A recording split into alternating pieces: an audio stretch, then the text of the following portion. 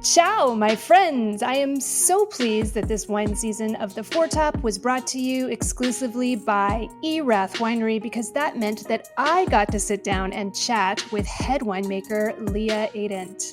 Leah is a fascinating person. She grew up in Alaska and she's made wine all over the world, and it was such fun to pop open a refreshing bottle of Erath Quail Run Pinot Blanc 2019 and chat with her for the interview you'll hear in the middle of this episode. And that Quail Run Pinot Blanc 2019 is one of a special 3-pack of Erath wines you can order too at a 15% discount. That's at erath.com/theforetop. Erath, of course, ERATH.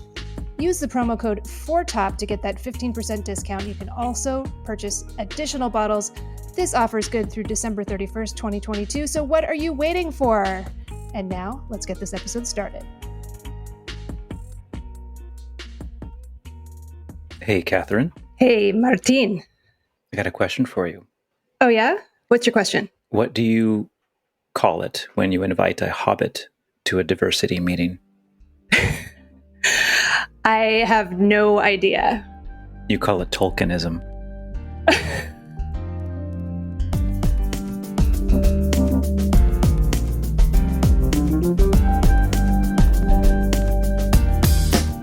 Hello and welcome to The Foretop. It's a roundtable discussion of today's hot button topics in the wine and food world. I am your host, Catherine Cole. And I'm your host, Martin Reyes, Master of Wine. And on this episode, we are going to discuss one of those uncomfortable topics that make people squirm. But you know what? Those are the topics that we appreciate and value the most at The Foretop. So let's get uncomfortable, shall we? Yeah, let's get uncomfortable. And this episode is going to examine whether wine culture is inherently white supremacist. And hold on, listeners, I know you heard that phrase and you're thinking, white supremacist, that's not me. That's people in pointed hoods. It's not my problem, right? I think that's what people think when they hear that phrase. But I would ask you, listeners, to just slow down for a second and listen, because I think we're going to learn that white supremacy can be subtle and insidious. It's kind of everywhere. And I think a lot of us perpetuate it every day without realizing what we're doing. But I think that this will be a really wonderful experience to learn about it. And I don't believe that we will feel scolded at the end, but just really enlightened. Definitely, Catherine. And, I've certainly experienced versions of this. I mean, a lot of what drove me to go for, credentials and certifications until I couldn't go any further was in part the feeling that this was it was a white man's party. And sometimes I wasn't invited. But I think thankfully now with the solvent of education that tends to dissolve some of the crusts of stereotypes and racial structures, I feel a little bit better about it, but there's still so much more we can do. The industry has a long way to go. Absolutely. We just need to do a lot of listening. People who love wine get excited when we talk about diversity in wine. And so I feel like we can take that excitement and talk about promoting diversity in the wine industry and celebrating it. So I'm hoping that we can talk a bit about that today. Well, we have two truly accomplished guests who are going to help us learn. We're going to learn together. And Tahira Habibi first. She joins us from Atlanta. She's a celebrated sommelier, may I say, a founder and CEO who is the powerhouse behind the Hue Society and the Wine Plus Culture Fest. She was the first Black woman to grace the cover of Wine Enthusiast's prestigious 40 Under 40, which is now known as the Future 40. And she's on the board of the even more prestigious James Beard Awards. And right here in Oregon's Willamette Valley, we have the one and only Tiket Bramlett, president of Compris Vineyard, founder of Our Legacy Harvested, board member at the International Pinot Noir Celebration. She's also a wine enthusiast, 40 Under 40. And I just read that both Tiket and Tahira are nominees for the Wine Enthusiast Wine Star Award for Social Visionary of the Year 2022. So, wow, we've got two amazing guests with us today, and I can't wait to hear from them. Congratulations to both of you. Welcome. Thank you. Thank you. Thanks for having us. It's funny. I think we all can agree, and even people who are listening who are not in the industry. Number one, the wine industry can just be really exclusive, right? I mean, who can afford to drink Sine Qua Non, DRC, Cristal, other than the overly wealthy, right? And sometimes we get crumbs if we're invited to a tasting. And then on the other hand, there's this perception that we're also just a bunch of progressive, hippie, organic farmers, right? So I think when we start talking about uncomfortable issues like, white supremacy and wine culture, everyone points at really expensive high-end wines and says, that's the problem. And then they absolve themselves of responsibility because, hey, they're running eco-friendly businesses, organic, biodynamic. So that must mean that they're nice people, right? Well, I mean, as a person of color, I can attest that there's a lot of subtle prejudice and bias that presents barriers for folks like me and our guests.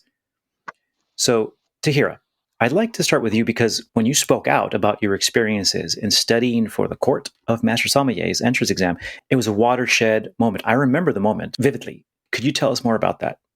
Long story short, I'm not going to go into the whole situation, but, with the Court of Masters, it's incredibly expensive to study wine and to become good at it and all of that stuff. And part of the thing back in 2011 was that the Court of Masters had this hold on the industry, and anybody who wanted to be anything had to go through this particular system. Otherwise, people would literally say, like, you're not a Som, or you're not, if you weren't certified through that particular organization. And so I paid for myself to fly to New York. I paid for myself, my hotel. It's a 2-day test, their first test. And basically, their whole thing was you have to call them master if you wanted to speak. If you wanted to raise your hand and ask a question, they wanted you to call them master. And, it wasn't a situation where it was unusual to be the only Black person in the space. And I just knew they weren't talking to me because there was no way. And I'd been studying for this for months, right? I had already had certifications from the Wine School of Philadelphia, which is an excellent school, but you get so indoctrinated, you don't even, you're not looking at anything else. It's like tunnel vision. And so I raised my hand because I had a question about something. And, they basically told me I needed to, put my hand down. So I called the master, and I just like, yeah. So that was a whole thing because at the time, and, still to this day, there are no Black women who were master Soms. And that was like a goal of mine. And I was like hell bent on it. And it all fizzled and died in that one moment. So, all of that work, all that studying, or whatever, not for nothing. I was very educated, but at the same time, the goals, I had singular goals, and all of those goals had to immediately be revised because there was no way that I was going to continue through that system. And to make it worse, I went for years in complete fear. Like, I was terrified somebody was going to find out that I didn't have those certifications. No matter how good I got at my job, that was always something that was looming. It was terrifying. Like, until I really got out on my own and created my own path, I was very, very nervous about somebody finding that out. And the craziest part is I wasn't concerned about them finding out what was said to me. I was more concerned about them finding out that I didn't have the certification. And that is wild. This is one of those things where in the moment, I'm sure people didn't think much of it, but in retrospect, now that that is no longer required of students to use that term, it is shocking to think about. I mean, I guess this is the way history works and why making change is so important, but thank you for bringing that change about. I would say this in general about all organizations. CMS was not solo in the way that they operate, right? That word is what triggered me. But there have been multiple times, and when I made that video, I got everybody's sob story. Like, I really was grieving, and then I was grieving with a lot of people. And like I said, I'll say this about any organization: it's not changing the board. Like, it does nothing unless you're changing the board and you're like really creating some real diversity. You're still bringing people into harmful systems. So you can change the board. If you're not changing the system, it doesn't matter. But yeah, the board changed out. What in the system changed? The language is still the same, right? And I'm not talking about the word master. I'm talking about the language is Eurocentric. So, that's another system. Anytime you have a group of people who completely have to change their identity in order to learn or to be a part of something, it's harmful. And this is not a conversation that I haven't had with them. I've had multiple conversations with them about the things that they would need to change. Have I seen them? Not necessarily. Some stuff, great. The board changed, great. There are so many small ways in which wine is exclusionary, and people who've been in the industry for a long time don't realize it. And I totally agree with you about certifications. The certifications are not only racist, but also classist, because a lot of folks can't afford to do all that traveling and, purchase all that wine they need to taste. No, so what Tahira was saying was spot on for me in terms of the accessibility for education right now. That has been a big thing for our Legacy Harvested, and what we've been focusing on is working on providing accessibility and starting to have those conversations, because I think that that's one of the biggest challenges in all of this is how do we continue to evolve as an industry and have these conversations when it comes to certification. What does it look like? How accessible is it? And what language are we using when we are in these courses? I think it's a key factor that we're looking into.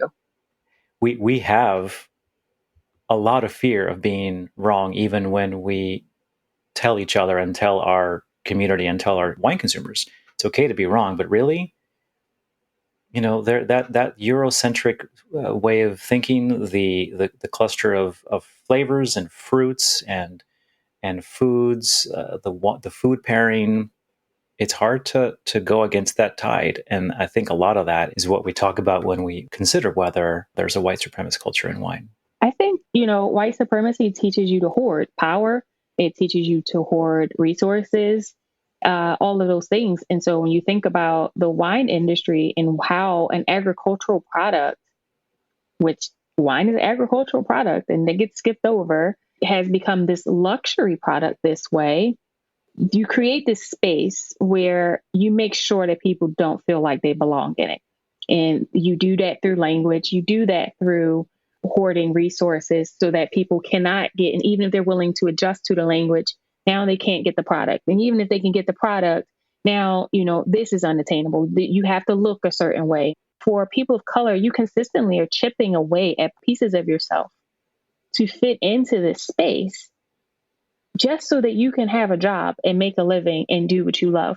And there's a level of inhumane tendency in that is just insane. And when we talk about things like the Hue Society and why it exists is so that you can reach people's basic humanity and allow them to be themselves, which is a human right.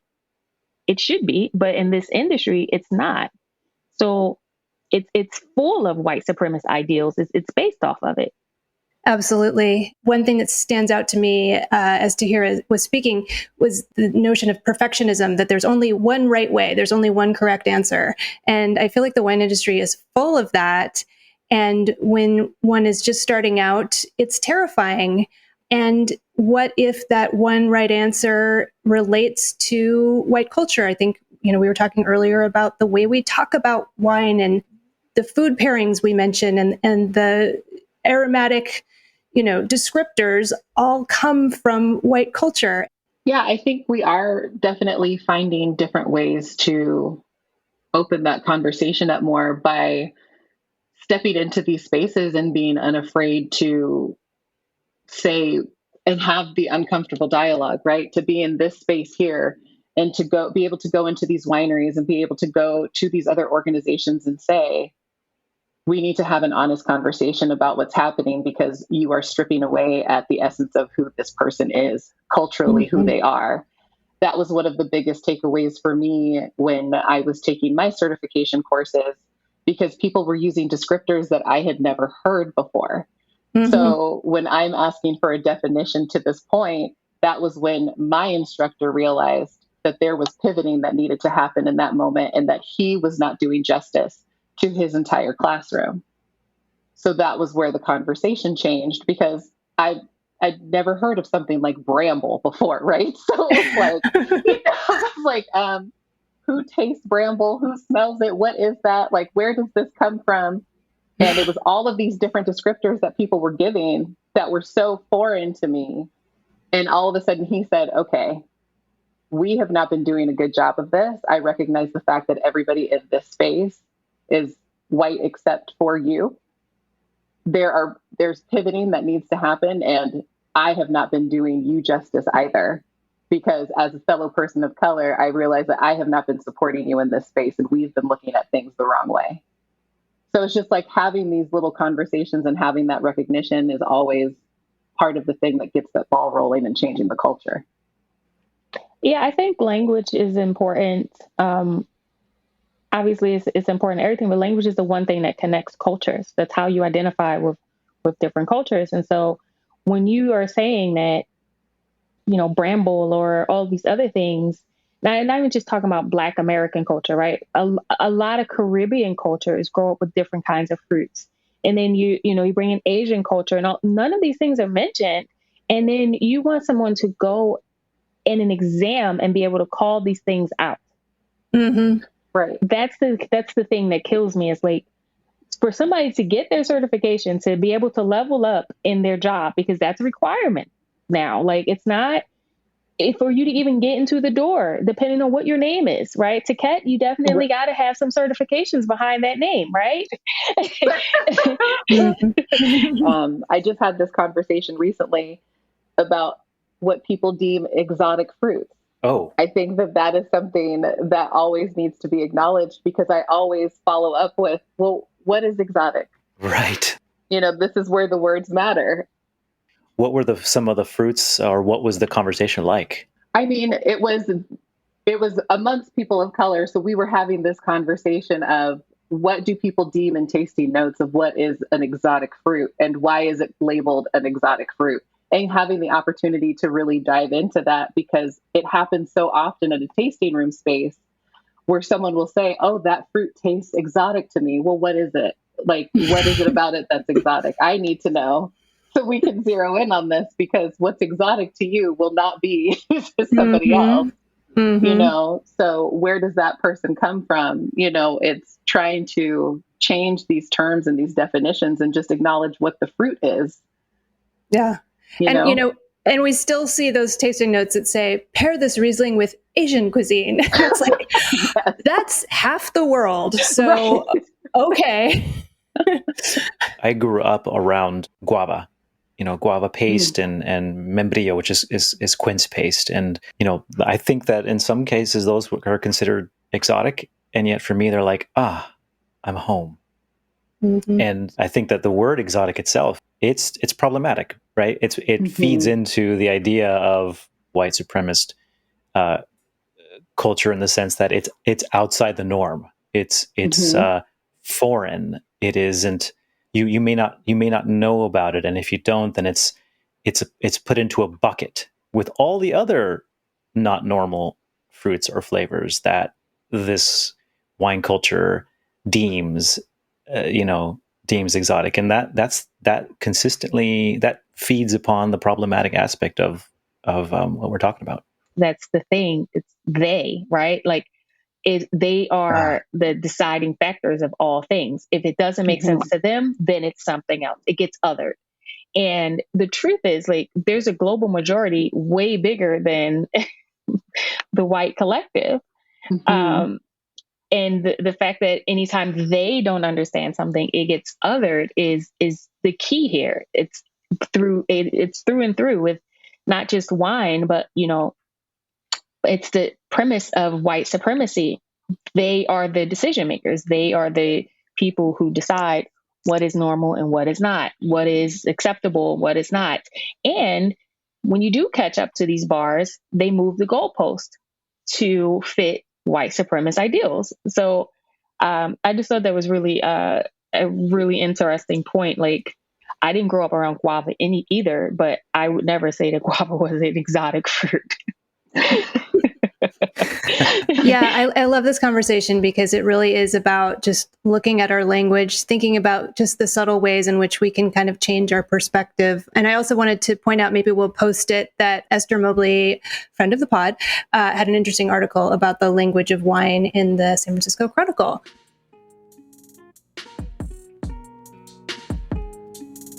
Hey everyone, I am back with the second installment of our interview series with Leah Adent, head winemaker at Erath in Oregon's Willamette Valley. I am just tickled because Erath is sponsoring this season of the Foretop because, this means I get to sit down with Leah and just chat about wine. So, Leah, I'm curious to hear about some of the traditions that have been established in your historic winery when you got to Erath, and are you looking to change things up a little bit in the winemaking style? Yes and yes. Yes and no. Dick's vision for Erath was, I think, he loved Pinot Noir, right? That's why he forged his own path up to the Willamette Valley. And it wasn't just to make great Pinot Noir, but make it available and accepting for everyone. Not everyone has expendable income to spend on the wonderful Burgundy wines that we all love. So I think making a great value Pinot Noir has always been at the ethos of Erath, and at the same time, exceptional fruit quality. The vineyards that I get to work with now are stunning and small and done the right way. And so to put that all together and continue what's already been started, I definitely have a mindset to keep the tradition of Oregon Pinot Noir. I think there's some trend to try and be more like California Pinot Noir or try to be like Burgundy Pinot Noir. And Erath has always focused on showcasing what Oregon does because it does it so well. So I want to respect that. And at the same time, I have styles and techniques that I've learned from other places that I have the opportunity to play around with. And so we'll start slow. I don't want to alienate anybody, but, we might have some fun at the same time. Yeah, so speaking of other places where you've made wine, I know you worked a stage at Domaine de l'Arlot in the Côte de Nuit. Mm-hmm. So anyone who's into Willamette Valley Pinot Noir is constantly referencing Burgundy. Yes. So I wonder if you could kind of compare and contrast your experience in Burgundy and how the winemaking might be as different or similar at Burgundy Erath. was so amazing. It really was exactly what I thought it would be, of old world, opening up the hatch in the floor to take barrels down to the cave and building the fire to steam your barrels and, native everything, very few additions, if any. And I got to tour other domains, not just Domaine de l'Arlot, which is really cool to see other Burgundian ways of winemaking to get a kind of a better experience. And, everything was fairly simple. I think they have that mentality of let's not do too much. Let's not overmake these wines. Let's let them speak for themselves. So the differences I saw in those cellars was we do pump overs or we do punch downs or we do a mix of the two. We use this much new percent oak or slightly less new percent oak, but it was fairly consistent across the board in the cellars of how to make Burgundian wine. And I think it speaks for itself. And I think that's a little bit easier to do when you have such a history that Burgundy has, but also you take fruit from such a small place. At Domaine de l'Arlot, we took fruit from the greater Nuit Saint-Georges area, and we maybe only traveled 5 kilometers in either direction. In the Willamette Valley, it's a little bit different. We're taking fruit from an hour north to an hour south of where we are in Dundee, and the soil changes, the Van Duzer changes. Mm-hmm. So I think we need to adapt to that and make the best wine from each location because they are more different. Mm-hmm. For sure. Well, with that, I think it's time to have another sip of this Pinot Blanc. All right. As we start off our conversation, and of course, Pinot Blanc is one of the accepted historic grapes in Burgundy as well as Champagne. Did you ever taste any when you were there? I don't think that I did. I got into Aligote when I was over there, honestly, because it was a little bit cheaper, and that was really good for me at the time. It's funny about Pinot Blanc in the Willamette Valley. Every winemaker I talk to wishes there was more planted because we all love it because it's delicate, but it's brimming with acidity and fresh fruit, and you can barrel age it or you can do stainless, and it grows well. But I don't think the consumer is quite as on board as we are. So yeah. It's a winemaker favorite in the valley for sure. Well, this one is delicious. The moment I took this second taste, I got just fresh mandarin orange just immediately, and it's just so refreshing. Such a great aperitif, but it's got the body to go through the whole meal. So. Right. Well, listeners, I'm sure at this point you are salivating for this Pinot Blanc, so you will be glad to know that Erath is offering a special 3-pack at erath.com/theforetop. Enter the promo code FORTOP to receive a 15% discount through December 31st, 2022. That is good for bottle purchases as well as this special 3-pack, and that includes this wonderful Pinot Blanc we are tasting, the Quail Run Pinot Blanc 2019, as well as the Resplendent Pinot Noir 2019 and the Single Vineyard Knight's Gambit Pinot Noir, also from 2019. All right, well, we will hear more from Leah in upcoming episodes, and I cannot wait to continue this conversation, but for now, back to the show. Now, let's shift our conversation to focus on how we can make positive change. Oregon is one of the whiter states in the U.S., and it was actually big, exciting news when you were hired as the first Black female winery CEO, Tiquette. That winery, I wanted to ask you about that because that winery was previously called Vidon Vineyard, but it has relaunched recently with really beautiful packaging and branding, I have to say. And and I bet you're responsible for that. And it has a new name, Compris Vineyard. And, we've been talking about language, so I thought maybe you could tell us about that name change and the reasoning behind it. Yes. So when I took on the position for Compris, formerly Vidon, one of the big things for our owners was to acknowledge stolen land and to help our community and just help build and have an equitable, safe space for people to come and enjoy wine and quite literally meet people where they're at and take them on a journey and tell them the story of not just our vineyard, but of Willamette Valley and the wine industry as a whole.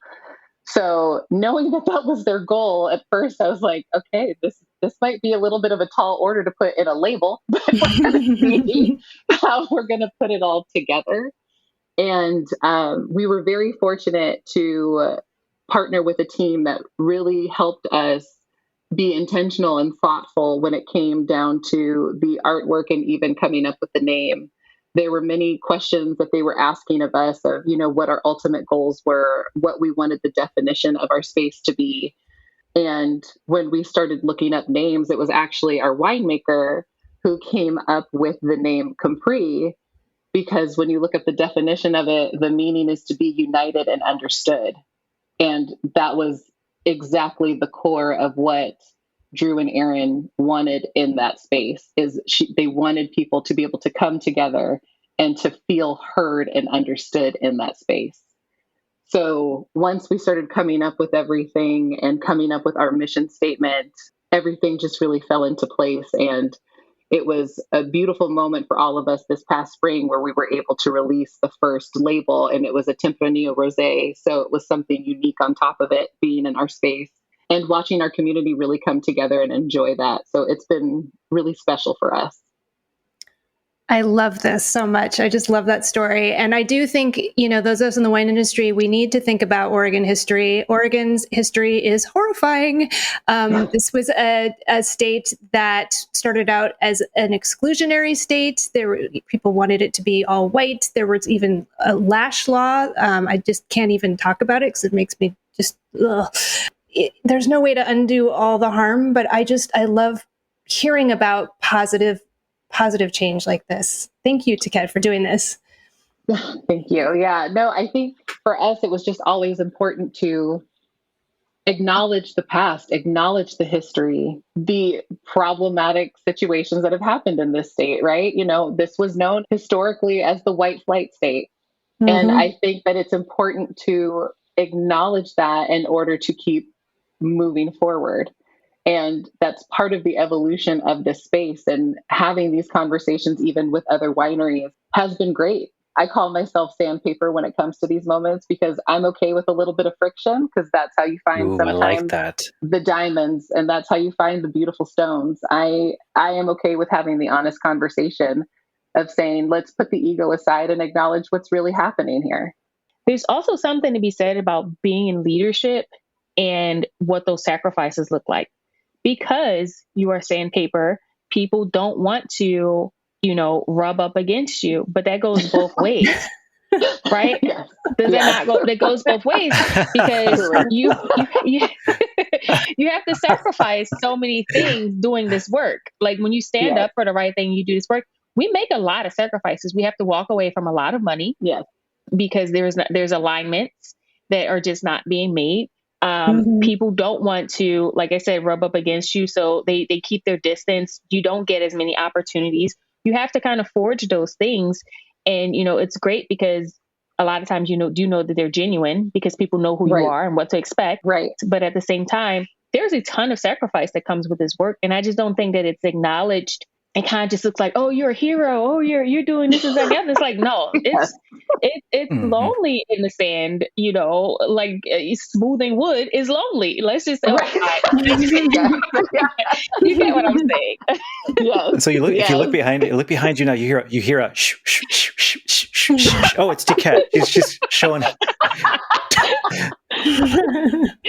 Tiket, you have started something called Our Legacy Harvested. Tahira, you founded something called the Hugh Society. Can both of you tell us a little bit about both of those organizations?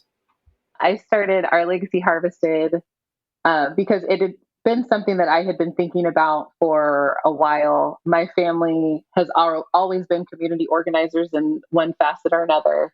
So it was always something that was important for me and of value, especially in the space out here in the Willamette Valley. One of my biggest issues when I had moved up here was the fact that it was hard to connect and find community that I could go to that would support me and understood what my journey was here.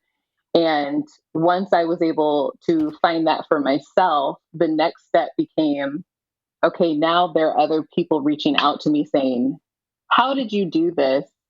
How did you move to this state that is seen as problematic? And we are in these spaces. Are you safe there? All of these questions were being asked to me. So I said, well, now that I know I'm not the only one that has felt this, what are the things that I can do to provide for others in this space? And that was where Our Legacy Harvested Cup came from. And the whole mission was to partner with wineries and be intentional about our partnership and make requirements saying that they have to do a specific DE&I training that with a company that we are partnered with.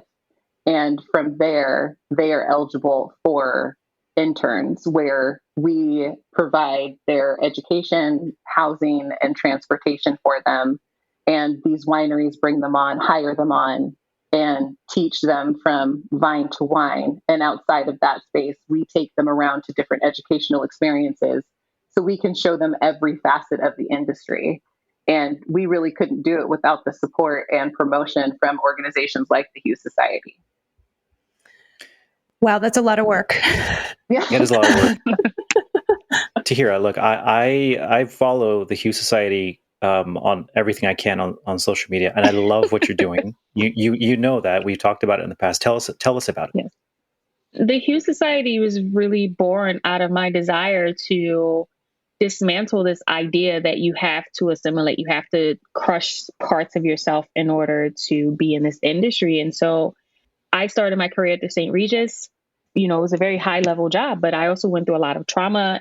When I decided to become an entrepreneur in 2015, I knew how to reach my culture. In particular, I know I didn't see a lot of people that looked like me interested in wine. I saw what they were trying to sell to us and the fact that they really weren't selling anything outside of Moscato. And I said, okay, what does this look like? Like, how do you get more people in wine? It's particularly Black people.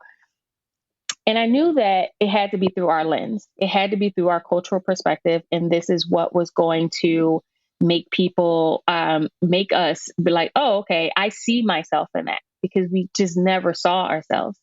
So my first organization was called Sipping Socials, and it was just events. I just wanted to see. So I started throwing events through the Black lens. And I meant, like, I was bringing in these wines, but, I did a wine and reggae festival, and I was like, okay, let's see if this works. And it worked. a little too well. 3,000 people showed up. I only had space for 1,000. That's a whole other podcast. But That's so great. amazing, by the way. I love that. Amazing. But it was proof that it could work, right? We had our food there. It was 100% our cultural perspectives. And I was like, okay, now I can expand this. So where do you do? I need to move to the blackest city that I know, Atlanta. And I want to take this across the country. But I knew I wasn't going to be able to scale with that name. So I changed the name. Said, all right, I want to make a whole society. Like, I know this works. I want to get all of these people in different cities and, just like thinking abstractly. I wasn't even sure if it was going to work, if I'm being honest, but I was like, I'm going to try it. We're going to see how this goes. And then, I just stay 100% authentic and true to who I am, what my culture is. And, because people have never seen a Black-centered organization, obviously I got called all kinds of names. Oh, you're racist. Oh, you're this. Black people don't like wine. You're not going to blah, blah, blah. The name Hue Society is a double entendre. It came from a Jay-Z lyric. I'm sure if you Google me, that's one of the first articles that comes up. Everybody loves this. but I'm a big Jay-Z fan, and he was saying, what's better than one billionaire too, especially if the same hue as you. And I said, you know what? That's exactly what it is. It's hue, because it's the hues of the wines, it's the hues of the people. And it was never intended to be exclusive, right? It was just intended to be centered. And we all know when Black people lead, a community follows. And that's proven itself to be true over and over and over again. We are naturally community-oriented people. And so now we have chapters across the country. We provide access and resources to everybody. And it's not just Black people. There's all kinds of people. We have everything from, surprise, master somms to doctors and lawyers. It's not, wine is just another part of the community. The basis of the Hue Society is community. It's about feeling good, feeling loved and seen and heard 100% as you are, being able to learn, being able to understand the language that other people are saying without the shame or the guilt. And it's just a collective of people who, have different levels of wine knowledge, and you're consistently leveling up. And I just think it's beautiful the way that it's been spreading, and people have embraced it, and I'm super excited about that. And again, it's not just Black people. Like, so if you see nothing else, it's just proof that it works when you do things from a holistic communal perspective, instead of trying to gatekeep or hoard or operate from a supremacist system. I mean, I'm really proud of this work. I've been doing it for a long time. When I started amplifying Black brands, no one would touch them. No one would touch them.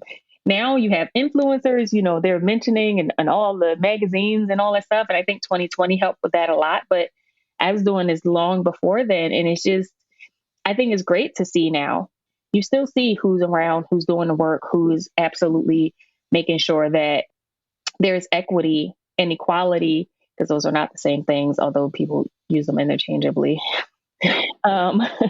And who is fighting for that at all times. And like I said earlier, there are lots of sacrifices that come with that. There are people who won't associate with you, who won't help you, who are not trying to. There are also Black people who enjoy being the only Negro in the room. Right. So when we talk about white supremacy, it's internalized. It's not just for white people. It affects everybody, and you internalize that kind of oppression, and you manifest it in a lot of different ways. And one of those things is, what is my proximity to these organizations? And, I want to be the only one in there. I'm going to go in there and I'm going to slam this door behind me, because I'm not going to sacrifice this opportunity that I got or risk it for somebody else. Like, absolutely not. So the Hue Society is the complete opposite of that. Thanks to both of you for nudging the needle ever so slightly forward in the right direction. Absolutely. Hats off to both of you. And I have lots of hats, so thank you. Hats off. This is true. This is very true. Well, I am sorry to say we are at the end of our time, but we do have our dessert wine course. Tahira, did you bring a dessert wine? You know what? Beyonce's Renaissance is is literally like the fact that she cusses so much in this album just brings me so much joy. Right? Oh man. Yes. And the freedom that she has just opened up for so many people. Like but no, it's a masterpiece. Honestly, it's insane. And it makes me happy every day. I'm not even like, that's my dessert. I love it. You know, you're allowed to cuss on this podcast, so tell us how you really feel with a swear word. Oh, it's a fucking masterpiece. You guys know how much I cuss. I have not cussed this entire podcast. And I was wondering, yeah. I'm feeling like myself, but welcome home now. Yes, it's fucking awesome. Tiket, what about you? I had two that I brought. So one was Renaissance because it was, as Tahira said so perfectly, fucking brilliant. And then the other one that I really enjoy just to decompress and like get a good laugh is the podcast Smartless. It's one that I will listen to while I am cooking, and just listening to those three fools talk about whatever to a surprise guest has been really entertaining for me and just given me a good laugh at the end of the day while I'm cooking dinner. So, and remind us who the hosts are of that Smartless podcast. So Smartless is with Jason Bateman, Sean Hayes, and Will Arnett. Gotta check that out. Thank you. Love a good podcast recommendation. Yeah. Thank you. Well, on that note, maybe I'll share mine, and then Martine, you can share yours. For my dessert, I just wanted to say, first of all, it's so inspiring, all the work that our guests have been doing, and all of us, no matter who we are, should be doing our own work. And I think that there are many things that hold people back. They think they need to read a thick book or do a bunch of training to become better people. And then they're just kind of paralyzed by fear and defensiveness and denial. And they just think, well, I'm not a racist, so, I can get on with my life. And I just wanted to encourage folks, if you are listening to this podcast, you understand how great podcasts are. So I just wanted to encourage folks to just get into your favorite podcast app and just search for the term anti-racist. I would not search for the term white supremacist, even though we used it a bit in this episode because it brings up a lot of really nasty stuff. But, if you want to learn about some actionable things that you can do, find a podcast where you really just enjoy the person who's speaking and learn a little bit about how you can be anti-racist. I'm certainly trying to learn every day, and I love podcasts. So I like to learn that way. And I just wanted to encourage guests to do that as well. Martine, how about you? Yeah, thanks, Catherine. It's really important what you said. And I'm glad that your dessert has a little bit of a sweet and sour element to it. Sometimes those are the best desserts. Mine is, well, you got, I don't know if I've said this one before or not, but Magic Spoon. It's a high protein, keto friendly, gluten free, grain free, soy free, wheat free, totally delicious, childlike cereal that grown-ups could eat, but also you can feed your kids. We both know I've got an 8-year-old and a 4-year-old. I am in deep, deep, deep dad universe. Even my body is a full-on dad bod these days. And I'll tell you, if you find something like Magic Spoon that gives the kids what they want, but it actually is secretly healthy, it's like a godsend. It makes mornings so much easier. Oh, I'm Googling now. I just Googled it, and it looks colorful and fun and amazing. Yeah. I think my cereal eating kids would love it. I'm going to have to send this to them. Yeah. It is genuinely one of my favorites. Is it? Oh, you like it? Cool. I love Magic Spoon. Awesome. If I grew up eating this stuff, I probably would actually finally be 6 foot and actually semi-muscular as opposed to what I am now. So, Wait, I have a discount code? I think we all deserve one. I think we do. And hey, look at those tasting descriptors. They're fruity, peanut butter, cocoa, cinnamon. I think these are all pretty straightforward. Maple. Yeah. Maple waffle. Yeah. There's no quince paste or guava flavored Magic Spoon yet. No unfortunately.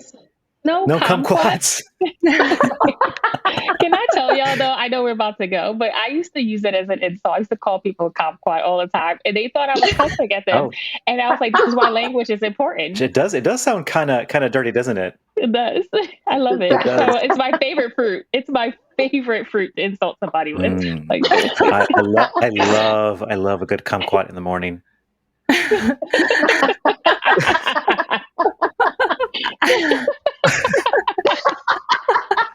Martine, I think we need to wrap it up though with our outro. Do. Yes, we do. Sadly, because we got to get on with our evening. So thank you to our wonderful guests. Tahira Habibi is on Instagram as the Sipping Socialite. You can also find her at thehughsociety.com.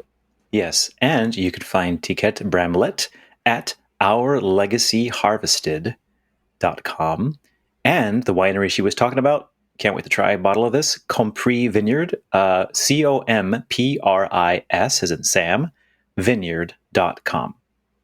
And you can find me, Martin Reyes, at reyeswinegroup.com and napathrives.org, name change, coming up soon.